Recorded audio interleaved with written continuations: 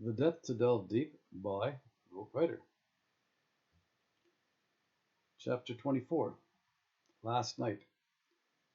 Upon leaving the lobby with an air of what to do, he goes to the social services in search of sustained support. Previously, when he applies for assistance, the assigned worker requests his separation papers. Now that he has them, he figures that'll be all that's necessary to process his application. Now, and without warning, they all of a sudden need to verify something on his passport. So he hands the social assistance worker his passport to photocopy. When the worker returns and shows him with a reproach resonating with resignation, Rote relinquishes any retort.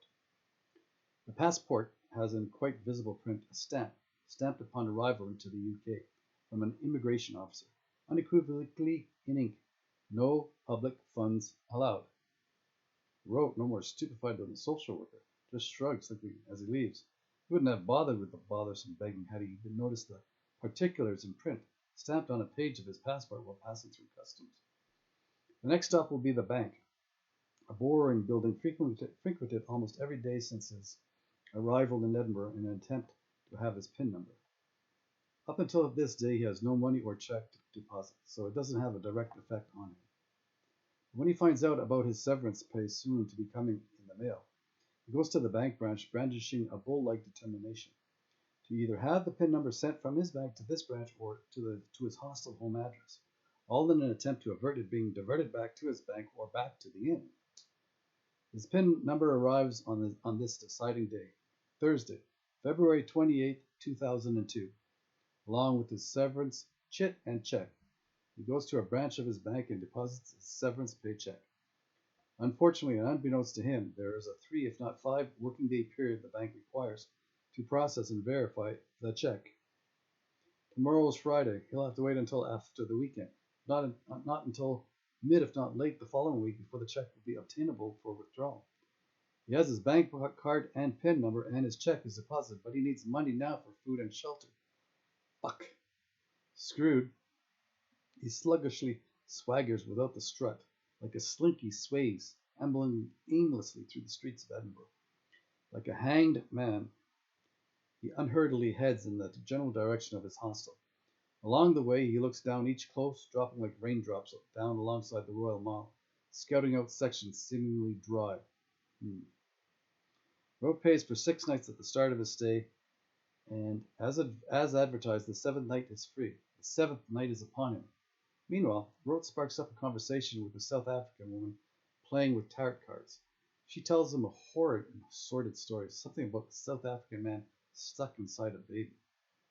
She invites Rote, along with 3 other South Africans who've just arrived in Edinburgh, to see on her dime the vagina monologues at Club Eagle.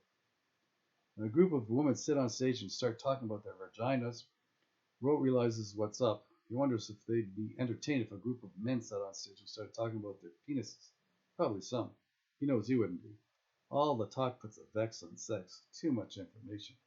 It's the demure allure that allows the imagination to fantasize the mystery, but not knowing that turns the men on, and Rote's sure it's the same for women. Rote relaxes back at the hostel. He spends the night talking to the newly arrived South African woman about life. Following day, or moreover, once the sun rises while the two are still talking, Rote heads to bed in hopes of catching a few hours of sleep before beginning a day that's already begun. He plans to wake up before the 11th hour, checkout time. The plan is to be down in the main lounge ready to work before 11 in the morning. If a backpacker is inclined to help clean up the hostel, as in changing the sheets, vacuuming, cleaning bathrooms, and the like, then they'll be entitled to a free night at the hostel. Then again, having informed the newly arrived South Africans who are in similar dire situation about his plans the night before, this morning he lessens his chances of securing one of the maybe 3 or 4 jobs available each morning. The 3 South African new starts secure another night paid at the hostel by snagging 3 of the 4 jobs available. By the time Rote comes down, all that's left are the bathrooms. He accepts begrudgingly to do them if it means he'll be able to stay another night free. When asked if he's paid for the night, he says no, and so they let him know that only if a person pays for the night the day he or she works, and only then will they be forwarded free accommodation the following night. Fucked.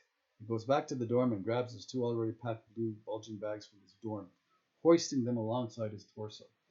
He brings them into a storage area within the dorm. Not having the 50 pence to pay for the storage costs, he leaves the laden bags there, thinking, when he has the pittance in his pocket, he'll pay the storage costs. Now he has neither the strength nor the will to lug those dead weights around town without any direction known. He knows the hostelers well enough to at least get some leeway with this, if it should come to pass his doing. He is now deemed destitute, officially homeless, a penniless pauper, indigent in a foreign land.